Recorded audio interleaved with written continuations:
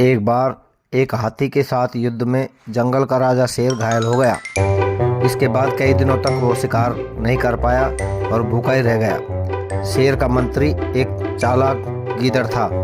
शेर शिकार करने में असफल था और गीदड़ भी भूखा था।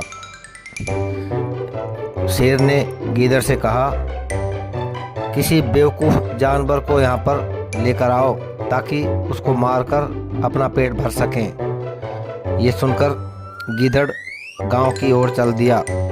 उसने गांव के पास एक खेत में एक गधे को चरते हुए देखा। पास जाकर बोला, अरे मित्र, क्या हालत बना रखी है, कुछ खाना पीना नहीं मिलता है क्या? गधे को उसकी बात सुनकर अपने पर बड़ी दया आई। वो बोला, क्या करूं मित्र, धोबी मुझसे ज़्यादा काम लेता है और खाना भी कम देता है, इसलिए मैं यहाँ पर पेट भर रहा हूँ। तो गीदड़ उससे बोला, अरे मित्र, मेरे साथ चलो, वहाँ पर काफ़ी हरी भरी घास है और वहीं पर आराम से पेट भरना। और हाँ, वहाँ पर 2 गधी भी हैं जिसकी अभी शादी नहीं हुई, उनमें से किसी को चुन लेना। ये सुनकर मूर्ख गधा उसके साथ चल दिया। जैसे ही शेर की गुफा के पास गीदड़ पहुंचा, शेर उसके साथ गधे को देखकर प्रसन्न हुआ और शेर उस पर कूदने ही वाला था, इतने में गधा भाग गया।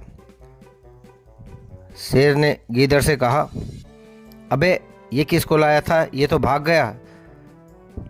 गीदड़ ने कहा, मैं दोबारा कोशिश करता हूँ, क्योंकि गधा मूर्ख जात है, इसलिए शायद फिर आ जाएगा। तो वहाँ पर वापस गधे के पास गया और बोला, मित्र क्यों भाग आए?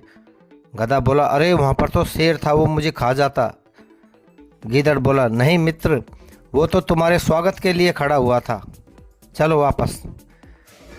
मूर्ख गधा उसके साथ दोबारा चल दिया और जैसे ही गुफा के पास पहुँचा, शेर बिल्कुल सतर्क खड़ा था।